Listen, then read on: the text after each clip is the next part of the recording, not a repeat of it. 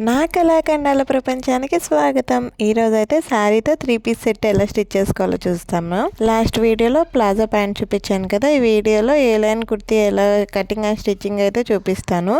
ముందుగా క్లాత్ని 4 మడతల మీద ఫోల్డ్ చేసుకుని ఓపెన్స్ ఆపోజిట్ సైడ్ క్లోజ్ మన వైపు వచ్చేలాగా పరుచుకుని మొత్తం ఈ క్లాత్ లెంత్ ఎంత ఉందో చూసుకోవాలి. దాన్ని బట్టి మనకి టాప్ లెంత్ కావాలన్నది తీసుకోవచ్చు. నాకు ఇక్కడ ఫుల్ లెంత్ 44 వచ్చింది. టాప్ లెంత్ కూడా నాకు 44 కావాలి కాబట్టి నేను దీన్ని ఏం కట్ చేయట్లేదు. ఎవరికైనా తక్కువ లెంత్ కావాలనుకున్న వాళ్ళు కట్ చేసుకోవచ్చు. ఇప్పుడు నెక్ చూద్దాము. ఇక్కడ నేను హై నెక్ పెట్టుకుంటున్నాను కాబట్టి ఇక్కడ 7.5 ఇంచులకి మార్కింగ్ చేస్తున్నాను. అలానే ఖర్చు కోసం 1 ఇంచు ఎక్స్ట్రాకి మార్కింగ్ చేస్తున్నాను. అలానే మనం ఎక్కడైతే మార్కింగ్ చేసామో అక్కడి నుంచి కిందకి ఇలా ఆర్మ్ హోల్ కోసం 7.5కి మార్కింగ్ చేసుకుంటున్నాను. ఇక్కడ నుంచి మనం చెస్ట్, నడుము, వేస్ట్ ఏరియా అన్నది మార్కింగ్ చేసుకోవాలి.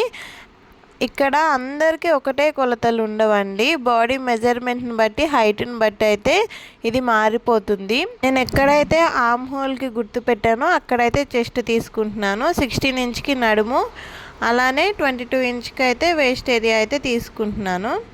ఇప్పుడు ఇక్కడ నుంచి మనం ఎక్కడైతే గుర్తులు పెట్టామో అక్కడ స్ట్రైట్ లైన్స్ అన్నవి డ్రా చేసుకోండి. ఇప్పుడు మీరు మీ బాడీ మెజర్మెంట్ని బట్టి కానీ లేకపోతే ఆల్రెడీ టాప్ ఉంటుంది కదా, ఆ టాప్ మెజర్మెంట్ని బట్టి కానీ మీరు కొలతలు అయితే తీసుకోవాలండి. మీకు ఏవైతే కొలతలు వస్తాయో అందులో 4వ భాగానికి ఇక్కడ గుర్తులు పెట్టాలి.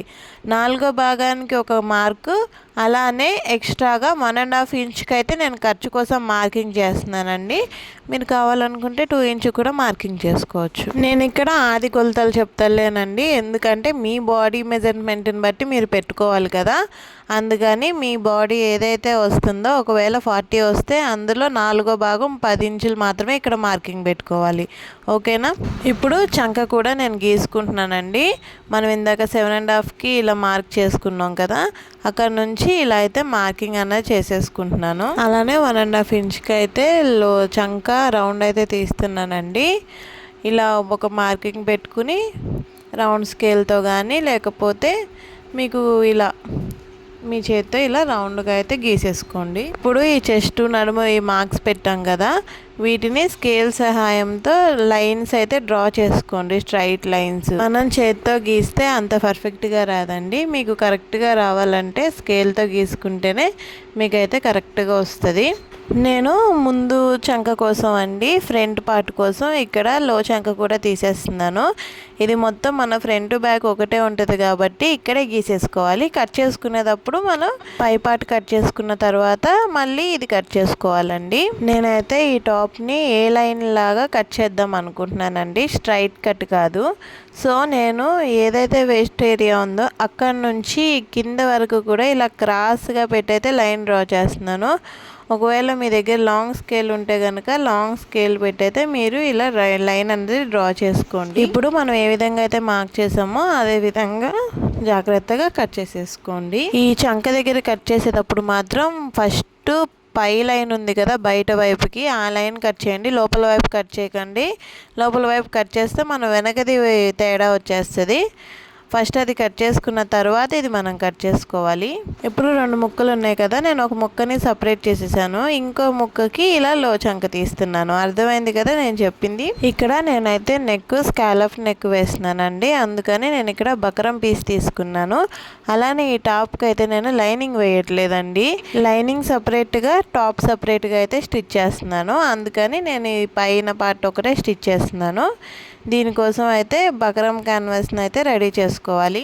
నేను దీని మీద కట్ వర్క్ని అయితే డ్రా చేసేసానండి. డ్రా చేసి ఇది టాప్ క్లాత్ కాదండి, ఇది ఎక్స్ట్రా క్లాత్. మీరు ఉంటే ఏదైనా లైనింగ్ క్లాత్ కానీ వేరే క్లాత్ కానీ తీసుకోండి. మనం ఏదైతే వేసామో నెక్ చివరికి ఇలా ఒక కుట్టు వేసేసుకోండి, అప్పుడు కదలకుండా ఉంటుంది. ఇక్కడ చూస్తున్నారు కదా, స్ట్రైట్ కుట్టేస్తున్నాను నేను. స్ట్రైట్ కుట్టేసేసిన తర్వాత మెడ దగ్గర ఉన్న ఎక్స్ట్రా క్లాత్ అయితే కట్ చేసేసుకున్నాను చూడండి. ఇప్పుడు బకరం క్యాన్వాస్ పైకి రావాలి. దాని కింద మనం తీసుకున్న ఎక్స్ట్రా క్లాత్ ఉంది చూడండి, అది లైనింగ్ క్లాత్ అవ్వనివ్వండి ఏదైనా, అది దాని కింద రావాలి. సెకండ్ లేయరు దాని కింద ఒరిజినల్ క్లాత్ అన్నది రావాలండి. అర్థమైంది కదా? ఈ లైన్ అయితే మీరు మార్చకూడదు. మీరు ఒకవేళ బకరం మధ్యలో వస్తుంది కదా మధ్యలో పెడితే తిరిగేసినప్పుడు అది పైకి వచ్చేస్తుంది. బకరం ఎప్పుడూ పైనే ఉండాలండి.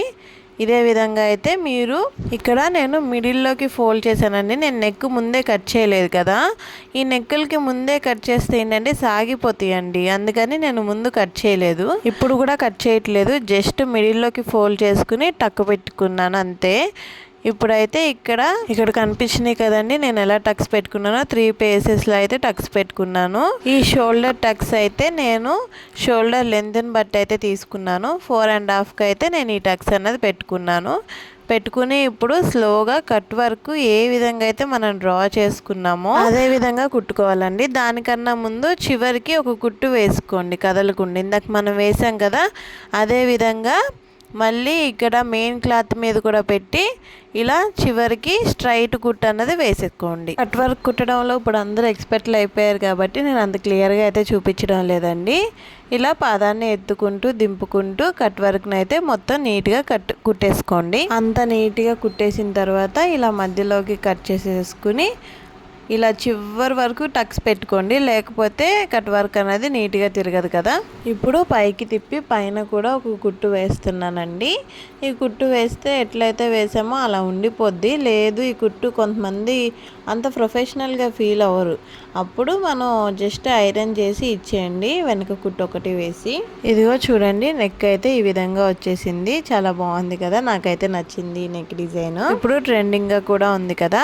బ్యాక్ అయితే నేను నార్మల్ రౌండే తీసుకుంటున్నానండి, ఎలాంటి కట్ వర్క్ తీసుకోవట్లేదు. కాకపోతే కింద ఇలా డ్రాప్ అయితే తీసుకుందాం అనుకుంటున్నానండి. నెక్ ఎక్కడానికి ఈజీగా ఉంటుంది కదా, మనం ఒక ఉక్స్ కానీ ఏమన్నా పెట్టుకుంటే. దానికోసం క్లాత్ని ఇలా మిడిల్లోకి ఫోల్డ్ చేసుకుని నేను ఏ విధంగా అయితే చూపిస్తున్నానో ఆ విధంగా డ్రాప్ అయితే తీసుకోండి. నేను ఇక్కడ కొంచెం పెద్దగానే తీసుకుంటున్నాను, మీ ఇష్టం అండి. మీకు ఏ సైజు ఇష్టమైతే ఆ సైజులో అయితే మీరు ఇక్కడ డ్రాప్ని తీసుకోండి. పైన గ్యాప్ ఇవ్వండి, పైన గ్యాప్ ఇస్తేనే మీకు ఉక్స్ పెట్టుకునే గ్యాప్ వస్తుంది. కొంతమంది పై దాకా కట్ చేసేస్తారు, అప్పుడు మనం కుట్లేయడానికి ఉండదు కదా.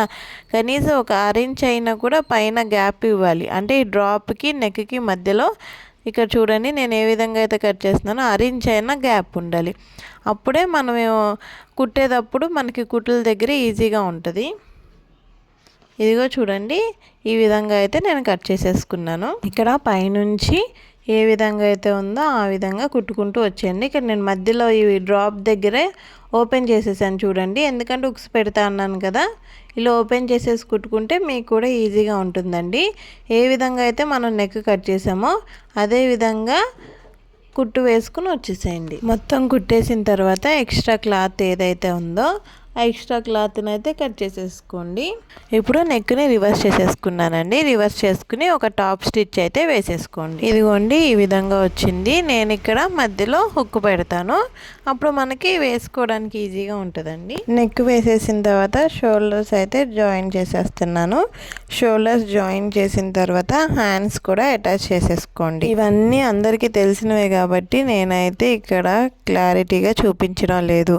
ఒకవేళ మీకు క్లారిటీగా కావాలంటే కామెంట్ చేయండి, ఇంకొక వీడియో అయితే పోస్ట్ చేస్తాను. ఇప్పుడు నేను మొత్తం ఇవన్నీ చెప్పాను అనుకోండి, వీడియో లెంత్ అయిపోద్ది, ఎలాగో మీరు ఎవరు చూడరు, అందుకే నేనైతే ఇవేమీ చెప్తలేను. ఫైనల్గా సైడ్ కూడా ఇలా చివరి దాకా కుట్టు వేసేసుకోండి. చెప్పాను కదా ఏ లైన్ కుర్తీలాగా కుట్టాలనుకుంటున్నాను అని. ఇలా చివరి వరకు అయితే కుట్టేసుకోవాలి, అంతేనండి. ఈ టాప్ ప్యాంట్ అయితే చాలా ఈజీ అండి. నేను ప్యాంట్ వీడియో అయితే ఇంతకుముందు వీడియోలో పోస్ట్ చేశాను కదా, అక్కడైతే చూడండి. మీకు వీడియో యూస్ఫుల్ అయిందని అనుకుంటున్నాను. వీడియో కనుక నచ్చితే లైక్, షేర్ అండ్ సబ్స్క్రైబ్ చేసుకోవడం మాత్రం మర్చిపోకండి.